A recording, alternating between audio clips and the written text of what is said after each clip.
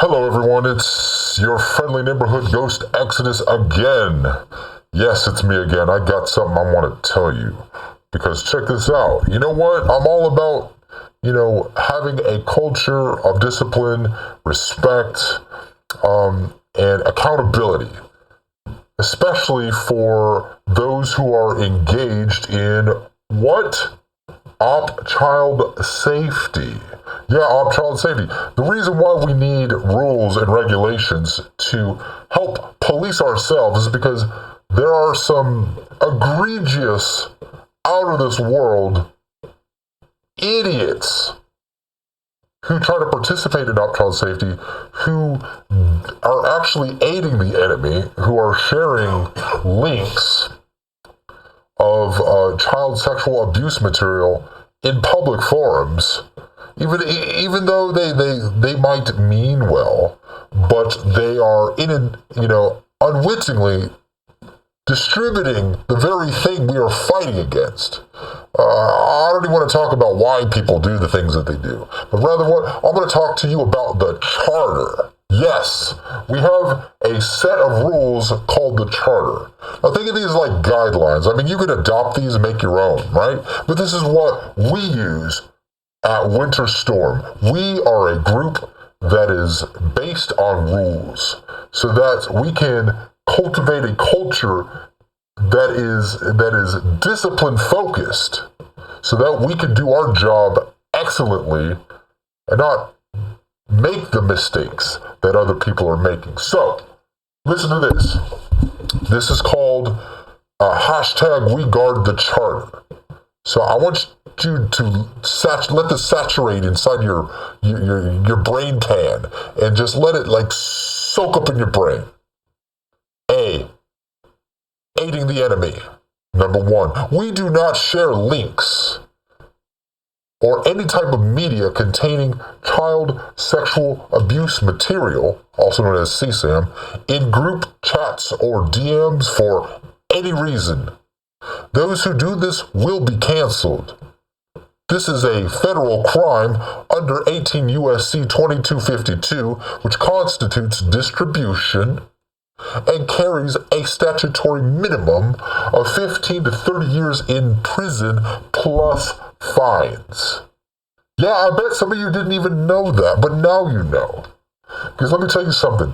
When the FBI or the Secret Service or the police kick in your door because you did this, they're not going to care. If you say, well, I didn't know. I'm actually a pedo hunter.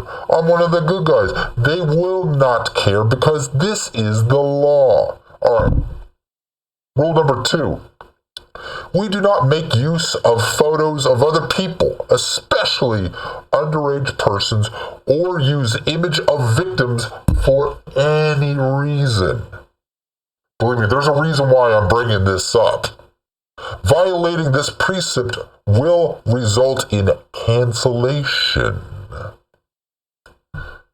Number 3, we do not publicly disclose links to our hunting grounds or publish our methods, except internally amongst our hunters. Doing so is aiding the enemy by informing them of where we operate and how. This allows them to teach our methods and develop counter methods to avoid our hunters. I'll bet some of you have never even thought of that. But it's true. They're not as dumb as you think. They're actually just as smart as some of us and use the same excuse me. I've had a bit of wine tonight. OPSEC! They use the same OPSEC as us.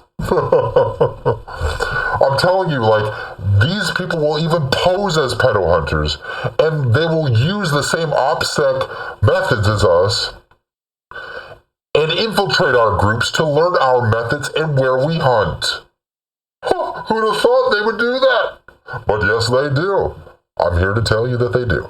All right, here we go. Rule number 4. This one's really important to me. If you have noticed, I'm speaking much louder than before. This is because this is very serious. Very serious indeed. Rule number 4 is we do not launch DDoS attacks against websites containing child sexual exploitation material. I know this is blowing your mind right now, but listen, this not only disrupts investigative initiatives, but also compels the enemy to relocate their operations where they can slip off our radar. Huh, what? Who'd have thought? Yes, those who are doing this are aiding the enemy. Look, let me tell you something. This is what we do. Observe, report, rescue the victim. The first thing you do is you observe. You find, if you discover this CSAM is operating somewhere on the internet, or there's sexual abuse, any type of sexual or child exploitation at all, you find it, you observe it, you report it. You report it to the International Watch Foundation and the NCMEC. I actually forgot what the acronym stands for, but I'll send you the link. Actually, I'll just pull it up right now. The NCMEC stands for the National Center for Missing and Exploited Children. That's where you report it. In the hope that it will trigger a law enforcement response, in which case the perpetrator will be arrested. If there's any victims, they will be freed from that dynamic. And as a consequence of all these actions, the website will be shut down. Yeah, we don't want to see this stuff on the internet. Yeah, it's vile and it's disgusting. And it makes us mad. It makes us really angry. And it's depraved. Yes, we don't want to see this material anywhere on the internet. But if you fuck up someone's investigation, you do not rescue the victim. That's the whole point. Is not just to get the material removed, but to potentially rescue any victims and take the motherfuckers out by law enforcement so that they're sent to prison. Don't DDoS anything. Excuse me, I'm gonna calm down. Calming down. I would have a little more wine, but I'm afraid that I might just lose my shit. But anyways. B. Engagement. Rule number 5. Mass reporting accounts just to boast about it on social media is not hunting. Mass reporting alone does not rescue the victim by alerting authorities with evidence that satisfies probable cause in order for a judge to issue an arrest warrant. Yes, I'm being very condescending. Mass reporting causes targets to merely open new accounts off the radar. This is because there is a way to do this, okay? Like hitting the report button. This is the context is about hitting the report button and only hitting the report button. You must report these to the International Watch Foundation and the National Center for Missing and Exploited Children. Let them report the accounts. Because all these social media platforms will do is just like, oh, we're just going to erase it. You don't know if they're going to escalate that report to law enforcement. In fact, they're probably not. But this is why we can trust and depend on organizations that the FBI depend on. Oh yeah, you go to the FBI website or the Internet Crime Complaint Center, you know what they tell you to do? They tell you to report it to these organizations. And then the chain of command will go, then the report will go up the chain of command to the FBI. It's simple. Don't just hit a report button and let, big tech just push it under the rug. Do it the right way. All right, I'm moving on. This is the next one. Rule number 6. We will develop actionable strategies in order to de-anonymize the target and report the account to the appropriate platforms such as the National Center for Missing and Exploited Children, etc., etc. Okay, so this is the resolution to rule number 5. Rule number 5 addresses the fact that just hitting a report button for clout, well, regardless of clout, but that's what most of y'all do, and have to share it with everyone. It's like, look how many we've arrested. Let me tell you something. If you don't have a working relationship with the FBI, then you don't know who's been arrested. So you leave it up to these organizations. They're not going to fucking tell you if the person's been arrested or not. Just leave them to do their job, okay? That's what they're there for. Our law enforcement depends on them. So anyways, rule number 7. We only suggest, this is a suggestion, to not target individuals outside the U.S. Mind you, like, I have a bias because I'm from the state, okay? But there's a reason why. Because I also live abroad internationally. We only suggest to not target individuals outside the U.S. But because not all countries have record databases in the public domain. This precept is not a rule. Dedicated OSINT skills will de-anonymize all targets, irrespective of wherever they live. In my mind, another reason why I said this, not only because the United States has just ample and vast, access to public records, is because like I said, I'm from the U.S. and it is my goal. Like, if you want to dominate an area, like, choose an area to work until you have left an impact on that area. But like hitting little places like left and right all over the world, like, you're going to come across lots of obstacles, especially when it comes to public records. Because of how easy it is, you can work faster, smarter, and not harder to dominate a certain area, such as the United States or Texas or California, to be even more specific, to try to maximize the impact of your work. Like I said, this is a suggestion, not a law.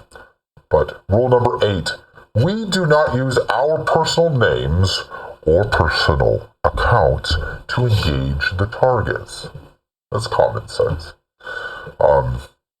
Rule number 9, we do not break standard OPSEC practices. Doing so can jeopardize the safety of your team. Hey, it's common sense. All right, moving on to the next section. We're almost done. C. Rule number 10. We do not extort or blackmail targets for personal gain.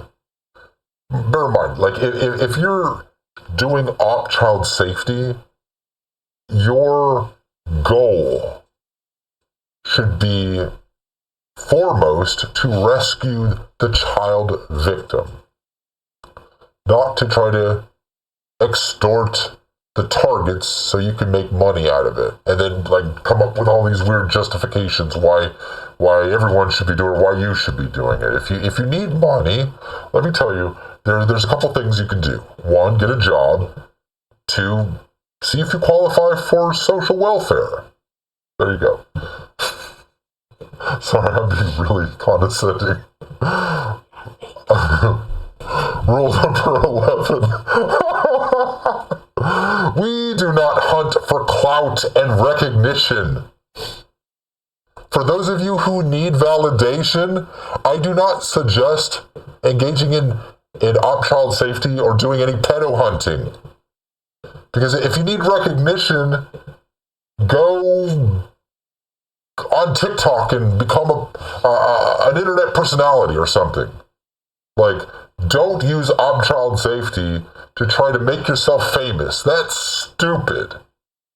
and selfish and egotistical and possibly maybe just a little bit kind of maybe narcissistic. I don't know. We hunt to save victims and aid in the capture of pedophiles. That is the why. That's why we do it. That's why we do it. We don't do it so we say, hey, look at me. Look at me, everybody. I'm really doing the world a service. I've actually seen people like, they should be thanking us. Like, what the fuck? Like, and you wear one of these? You wear one of these and you're saying people should be thanking us. Wow. That's not what that's about. I suggest you take off the mask and do some self-reflecting. Maybe go out in nature and find a hobby that doesn't involve this. All right, I'm almost done. People would be really mad. But if they're mad, it's because it hit a nerve. And it's because something either resonated with you or offended. Because you were doing this, and I want you to stop. Now listen to this. Rule number 12. We strongly encourage groups and hunters to provide a safe space for emotional support to decompress. Hunting can take an emotional toll. This in turn can affect the hunt itself. Rule number 13. We do not pick fights with other crews. Coexist or get the fuck out. Anyways, I hope, as edgy as this was, I didn't intend for it to be, but my emphasis was designed to denote the vital importance of having these rules. Because without them, people just kind of like do everything in the dark. They it's like their eyes are closed and they're groping in the dark and just going whichever way, the wind blows. If it feels right, then it must be right.